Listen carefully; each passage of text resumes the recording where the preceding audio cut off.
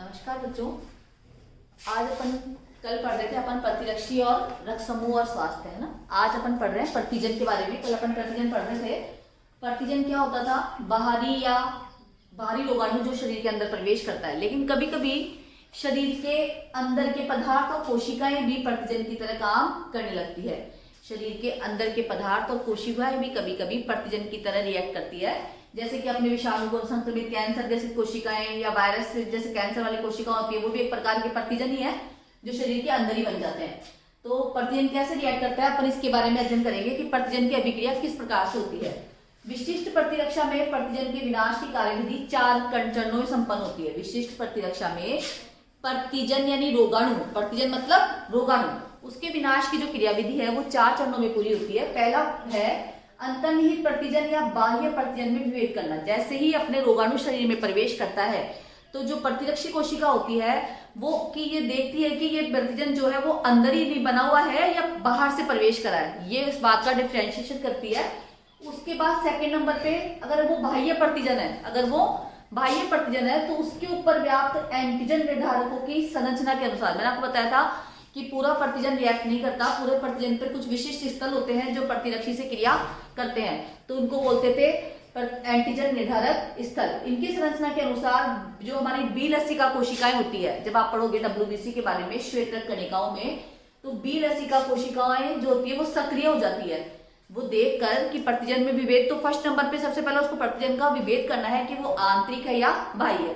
Second number पे वो बाह्य प्रतिजन के आधार पर फिर वो जो अपने शरीर में बी लसिका कोशिकाएं होती है वो एक्टिव हो जाती है और उसके द्वारा फिर वो प्लाज्मा सेल का निर्माण करती है। प्रतिजन का विभेद करने के बाद जैसे ही उसके एंटीजन निर्धारक स्थल से जुड़ती है तो बी लसिका कोशिका एक्टिवेट होकर उसके अनुकूल प्लाज्मा कोशिका का निर्माण करती है। थर्ड नंबर पे प्लाज्मा कोशिकाओं द्वारा फिर विशिष्ट प्रतिरक्षियों का निर्माण होता है। आपको पता है रक्त में प्लाज्मा और रक्त कणिकाएं पाई जाती है, तो प्लाज्मा सेल के द्वारा विशिष्ट प्रतिरक्षियों का निर्माण किया जाता है। और सेकंड नंबर पे फिर प्रतिजन प्रतिरक्षी प्रतिक्रिया होती है।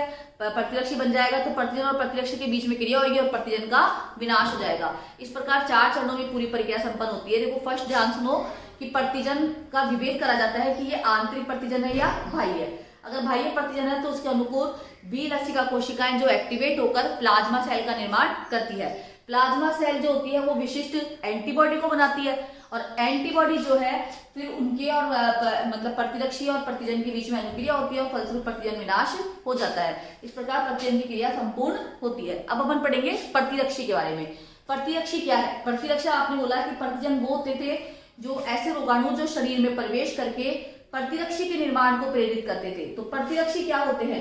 प्रतिरक्षी प्लाज्मा सेल के द्वारा निर्मित, देखो प्लाज्मा कोशिकाओं द्वारा निर्मित गामा ग्लोबुलिन प्रोटीन होते हैं। आपको पता है, आपने पहले रक्त पढ़ा है,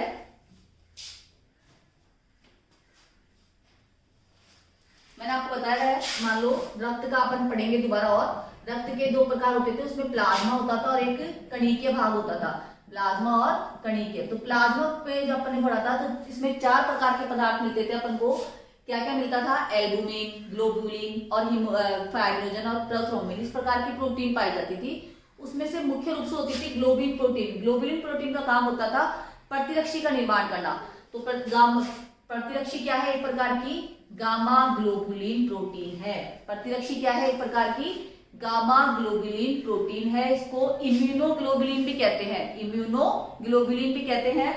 प्रतिरक्षी का मुख्य काम है प्रतिजन का विनाश करना, प्रतिजन का विनाश करना। प्लाज्मा सेल्स के द्वारा निर्मित gamma globulin protein, plasma cells के द्वारा निर्मित गामा ग्लोबुलिन प्रोटीन जो होती है उसको प्रतिरक्षी कहते हैं और इसको इम्यूनोग्लोबुलिन भी कहते हैं। अब आपने बोला था पहले कि प्रतिजन का वो भाग, प्रतिजन यानी रोगाणु, देखो प्रतिजन का मतलब रोगाणु, इसका जो भाग प्रतिरक्षी से क्रिया करता है उसका नाम था एपिटॉप। क्या नाम था? एपिटॉप। वैसे ही पेरिटॉप क्या है? प्रतिरक्षी का भाग। आपने बोला प्रतिजन और प्रतिरक्षी आपस में जुड़ेंगे, तो मान लो ये प्रतिजन है और ये प्रतिरक्षी है, तो प्रतिजन का जो भाग जुड़ रहा है उसका नाम तो क्या है? एपिटॉप। क्या नाम है? एपिटॉप। और यदि प्रतिरक्षी का जो भाग जुड़ रहा है उसका नाम है पेरिटॉप। क्या नाम है? तो जो भाग प्रतिरक्षी का है उसका तो नाम है पेरिटॉप और प्रतिजन के भाग का नाम है एपिटॉप। आपको पता है इसमें कई स्थल होते हैं एंटीजन, जिनको सहेजकता भी कहते हैं। और इनकी सजगता जो है 100 या से अधिक भी हो सकती है। अब अपन प्रतिरक्षी का नाम पता चल गया, काम पता चल गया।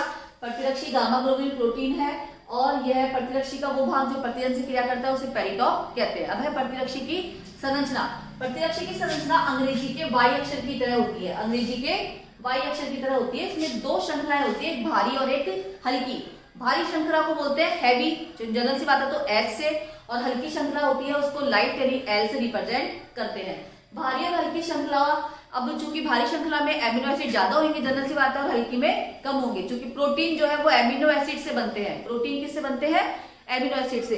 तो भारी श्रृंखला में 440, भारी श्रृंखला में 440 एमिनो अम्ल होंगे और हल्की श्रृंखला में 220। भारी श्रृंखला में 440 एमिनो अम्ल है और हल्की में 220।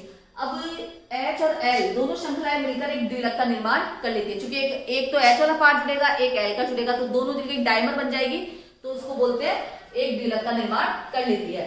अब चूंकि भारी और हल्की श्रृंखला के उद्गम स्थल यानी जहां से बनते हैं, आपने बोला अंग्रेजी के वाई अक्षर की तरह है, तो ये जहां से ये इनके उद्गम स्थल है, ये लचीले होते हैं। उद्गम स्थल इनके कैसे होते हैं? लचीले। उद्गम स्थल लचीले होने की वजह से ये जो इसके दो पार्ट होते हैं, जो कि आपको बताया मैंने, प्रतिरक्षी के दो भाग है, अस्थिर भाग और स्थिर भाग। अस्थिर का मतलब जो गतिशील है, अस्थिर का मतलब गतिशील, स्थिर का मतलब स्थिर। जो प्रतिजन से क्रिया करता है वो जनरल सी बात है कि वो अस्थिर है, वो गतिशील है, तभी वो प्रतिजन को मारेगा। और स्थिर भाग होता है वो प्रतिजन से क्रिया नहीं करता।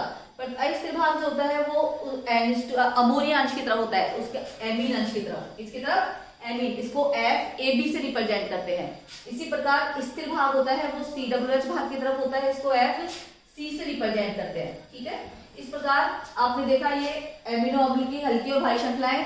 भारी में 440 एमिनो अम्ल है, हल्की में 220 है। ये मिलकर एक द्विलक का निर्माण करेंगे। भारी और हल्की श्रृंखला के उद्गम स्थल लचीले होते हैं, इनको हिंज कहते हैं। क्या कहते हैं? हिंज। ठीक है, अब अपन देखेंगे कि ये जो अब ये प्रतिरक्षी है वो 5 प्रकार के होंगे। भारी पॉलीपेप्टाइड जो है उनकी श्रृंखला के आधार पर प्रतिरक्षी कितने प्रकार के होते हैं? 5 प्रकार के होते हैं। देखो इनको जो अपनी यूनानी लैंग्वेज है उसके आधार पर बांटा गया है। ये तो immunoglobulin G, immunoglobulin A, immunoglobulin M, immunoglobulin E और इम्यूनोग्लोबुलिन डी। अब जैसे जी वाला है वो गामा साइन था, उसका क्या साइन था? गामा, उसको जी से रिप्रेजेंट करा। अल्फा साइन है तो ए से रिप्रेजेंट करा।